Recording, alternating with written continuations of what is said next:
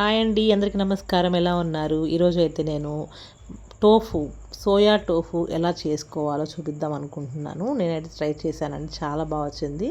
ఒకసారి మీరు కూడా నచ్చితే ట్రై చేయండి. ముందుగా మనం సోయా బీన్స్ని తీసుకొని బాగా కడిగేసేసి వాష్ చేసేసి ఓవర్ నైట్ నానబెట్టుకోవాలండి.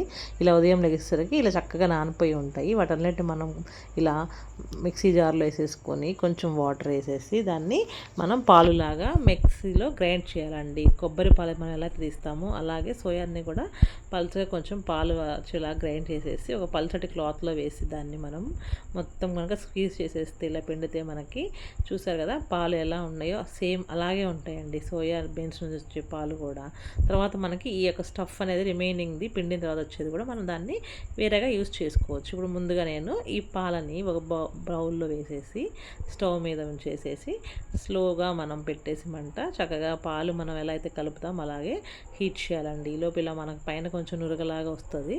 అది తీసేసి పక్కన పడేసేసి కొంచెం సేపు ఆగాక కొంచెం దానిలో ఉప్పు అలాగే ఒక లెమన్ కనుక స్క్వీజ్ చేసేస్తే ఈ పాలన్నీ కూడా విరిగిపోతాయి.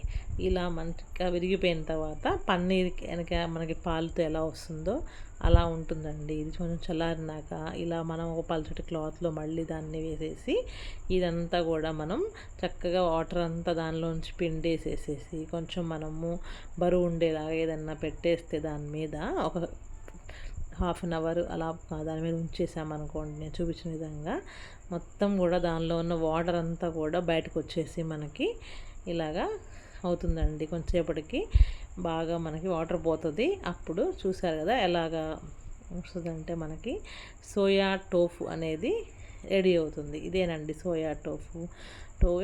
టోఫు అంటే మనకి పన్నీర్ లాంటిది ఇది కూడా, కాకపోతే ఇది కంప్లీట్గా ప్లాంట్ బేస్డ్ ప్రోటీన్స్ ఉంటాయి దీనిలో. ఇది చాలా హార్ట్ కూడా చాలా మంచిదండి. అందరూ కూడా ఈ మధ్య వెయిట్ మేనేజ్మెంట్కి కానీ హెల్త్ టిప్స్ కోసం దీన్ని బాగా యూస్ చేస్తున్నారు. ఇలాగే ఈ మనకి మిగిలిన ఈ స్టఫ్ని కూడా మనం పన్నీర్ దీనిలో కూడా టిక్కా లాగా యూస్ చేసి ఏదైనా స్నాక్స్ చేసుకోవచ్చు దానిలో మనం. చూసారు కదా ఎంత బాగా వచ్చిందో.